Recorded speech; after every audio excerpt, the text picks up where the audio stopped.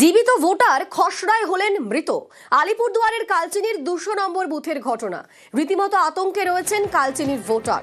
SIR এর form ফিলআপের পরেও গরমিলের অভিযোগ। আমাদের সঙ্গে রয়েছেন প্রতিনিধি রাজকুমার। এসআইআর এর ফর্ম ফিলআপের পরেও গরমিল হলো কিভাবে, এ নিয়ে বিএলও কি বলছে? দেখো, স্থানীয় বিএলও কিন্তু সম্পূর্ণ দায় ঝেড়ে দিয়েছেন। তার কারণ তিনি জানিয়েছেন যে এনুমারেশন ফর্ম ফিল আপ করে এই ভোটার যেমন জমা দিয়েছিল, তেমনি তার ডিজিটাইজেশনের যে কাজ সেটিও বিএলও করেছিলেন। ফলে কি করে এই ভুল হলো এবং এই যে জীবিত ভোটারকে কি করে মৃত দেখানো হলো সেটা তিনি ঊর্ধ্বতন কর্তৃপক্ষকে জানাবেন। এদিকে ওই যে ভোটার, কালচিনির যে ভোটার, তিনি কিন্তু আতঙ্কিত। তিনি একেবারে আবেদন জানিয়েছেন যে আমাকে জীবিত ভোটার তবু মৃত হিসেবে দেখানো হয়েছে, কিন্তু আমার নামটা যেন যে চূড়ান্ত ভোটার তালিকা হবে তাতে যেন থাকে, এই আবেদন তিনি জানিয়েছেন। বেশ, ধন্যবাদ রাজকুমার। মোটামুটি 33 বছর থেকে আমি এখানে আছি। আমার ভোটার কার্ড শুধু ওকে ছিল, সব ফর্ম ফিল আপ এর জন্য যে ফর্ম ফিল আপ দরকারি ছিল আমি ভরছি ভালো মতন, কিন্তু দুঃখজনক আমার নাম এটা মৃত্যু আসছে।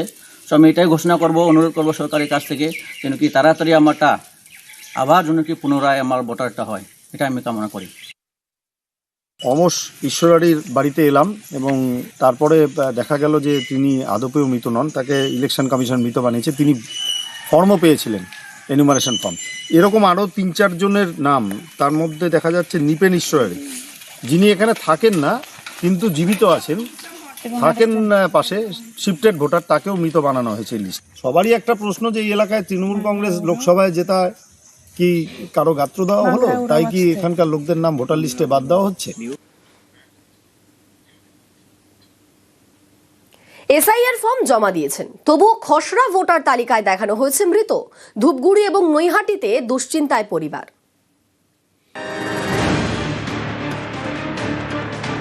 ভোটার লিস্টে না দেখলাম যে মৃত বলে ঘোষণা। তাহলে মৃত যখন ঘোষণা হয়েছে তাহলে পরে আমাকে শ্মশান ঘাটে নিয়ে যাক। ইনি সোমেশ্বর কর্মকার, বয়স 67, উত্তর 24 পরগনা নৈহাটির পূর্ব জেঠিয়ায় থাকেন। তার দাবি 2002 সালের ভোটার তালিকায় নাম ছিল। কয়েকদিন আগে এসআইআর ফর্ম ফিল আপ করেছেন, বিএলওর কাছে জমাও দিয়েছেন, কিন্তু খসড়া তালিকায় সোমেশ্বর কর্মকারের নামের পাশে লেখা মৃত।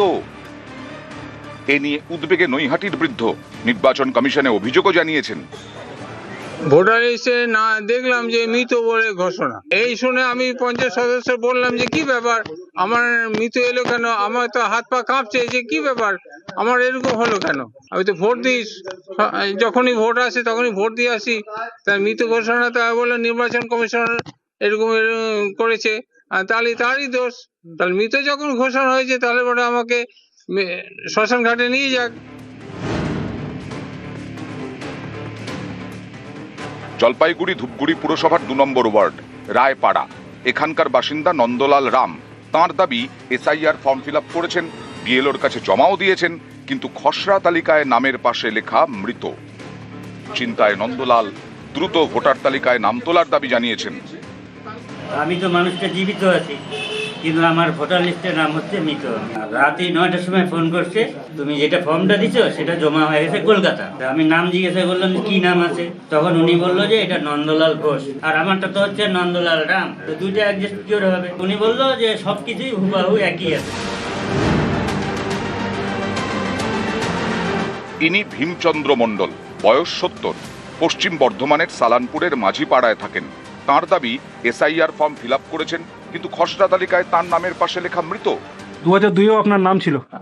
2000 তার আগে থেকেই নাম আছে। আচ্ছা, তো এখন কি দেখছেন? এখন দেখছি যে ভোটের নাম বলছে মারা গেছে।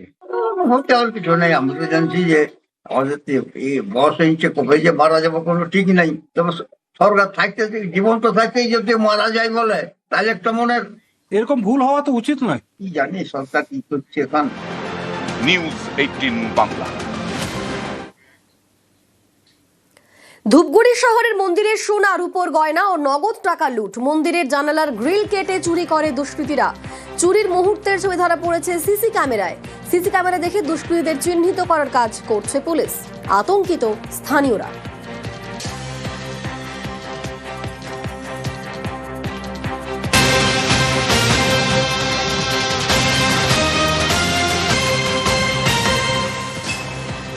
হাওড়ার কুলগাছিয়া ইসকন মন্দিরে চুরি, প্রায় লক্ষাধিক টাকার জিনিস চুরির দাবি। তদন্তে উলুবেড়িয়া থানার পুলিশ।